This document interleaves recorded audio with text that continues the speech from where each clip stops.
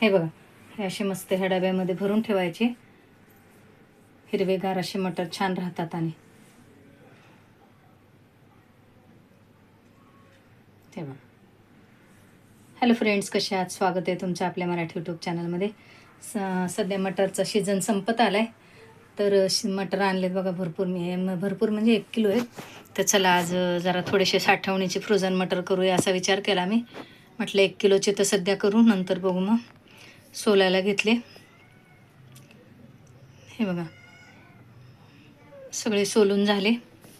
1 किलोचे चांगले दाणे पडलेत. हे बघा. चला आता करायला घेते. या कढईमध्ये बघा पाणी टाकलंय उकळायला. पातेल्यात वगैरे ते मी ठेवलं तरी चालेल. झाकण ठेवते म्हणजे पटकन उकळेल. हे बघा, उकळी आली. ह्यात मी आता 1 चमचाभर मीठ घालते आणि 1 चमचाभर साखर. हे बघा, मीठ घातलं. हे पिंक सॉल्ट आहे, साधं घातलं तरी चालतं. 1 चमचा साखर घातली, 1 चमचा मीठ घातलं. आता हे उकळलेल्या पाण्यामध्ये ना ते सोलून ठेवले ते मटार घालायचे. गॅस बंद करून टाकायचा. वर काय असे कोवळे वगैरे दाणे असतील आलेले, काही कचरा वगैरे, तर तो काढून टाकायचा. हे बघा, असे मस्त हिरवेच्या हिरवे राहतात चांगले. असे उकळलेल्या पाण्यात टाकले की एक 10-15 मिनटं असेच राहू देऊ आपण. हे वरचे कोवळे दाणे वगैरे काढून टाकते. हे बघा, असे मस्त हिरवेगार मटार चांगले वर तरंगून आलेत. हलवून घेतलं चांगलं. बऱ्याचदा मटार फ्रोझन घरात आयत्या उशिरा असले की पटकन आपण करू शकतो. म्हणजे तसे बाजारात तर मिळतातच, पण आपल्या घरात असले तर अजून चांगलं. आणि सीझन संपायच्यात करून ठेवावेत थोडेसे. मी दरवर्षी करते. हे बघा, आता पाणी उकळलेलं पाणी घातलं होतं ना, तर हे असे चांगले त्यात शिजूनच निघाले म्हणायचे. आता हे निथळून घेते सगळे मी. ह्यात प्लास्टिकच्या चाळणीमधून निथळून घेतलं बघा. हे पाणी सगळं काढून घेतलं. आता काय करायचं सांगते. त्याच कढईत परत मी बर्फाचे खडे घालते. हे बघा, दोन्ही ट्रे टाकते. हां, हे बघा, असा बर्फ इतका निघाला. आता त्यात ते मटार घातलेले आहेत ना आपण उकडलेले, ते त्यात घालून घ्यायचे आणि पाणी घालायचं.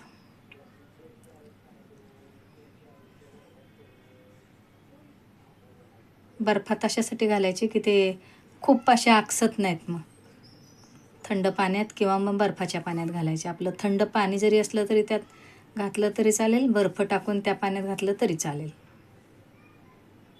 हे बघा, असं हलवून घ्यायचं चांगलं. तो बर्फ लगेच वितळतो. परत ते पाणी सगळं गाळून घ्यायचं.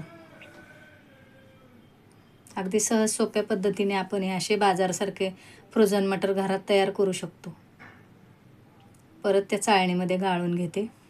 पूर्ण चांगलं पाणी सगळं निथळलं पाहिजे. हे बघा, पाणी पूर्ण निथळलं. आणि मग ते हिरवेगार असे छान राहतात. मग आता हे कॉटनचा टी-शर्ट आहे माझ्याकडे, त्याच्यावरच घालते. पसरवून घालते त्याच्यावर ते मटर.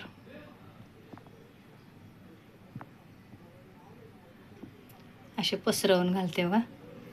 चांगले 1 तासभर तरी राहू द्यायचे. म्हणजे पूर्ण पाणी कोरडं होईपर्यंत ते राहू द्यायचे. कॉटनच्या कापडावरच मस्त हे राहू देते असेच मस्त चांगले. हे बघा, चांगलं 1-1.5 तास झाला तर पूर्ण पाणी कोरडे झालेत बघा ते मटार. आकसून घेतलं ना सगळं कॉटनच्या कापडाने. आता जर आपल्याकडे समजा जिपलॉकची बॅग नसेल तर अशा एखाद्या एअरटाईट डब्यामध्ये घातलं तरी चालतं. हे बघा, आता माझ्याकडे जिपलॉकची बॅग नाही आहे तर मग मी ह्या डब्यातच घालणार आहे. ह्यात पण छान राहतात मटर. असे भरून घेते. ह्यात घट्ट झाकण आहे त्याला. अगदी काही नाही तर तुम्ही अगदी साध्या पॉलिथिन बॅगमध्ये जरी घट्ट चांगले स्टेपलर मारून किंवा अशी गाठ मारून ठेवून दिलं ना फ्रीजरमध्ये, तरी ते मटार राहतात. जोपर्यंत सीझन आहे तोपर्यंत बाजारातले वापरायचे ताजे, आणि मग नंतर हे फ्रोझन केलेले वापरायचे. छान राहतात. हे बघा, असे हे मटार करून ठेवले मी. झाकण लावून ठेवते. हे बघा, कशी वाटली अशी आयडिया आपली फ्रोझन मटर करण्याची कमेंट करून सांगा. आवडली तर नक्कीच लाईक करा, शेअर करा, सबस्क्राईब करा. हे बघा.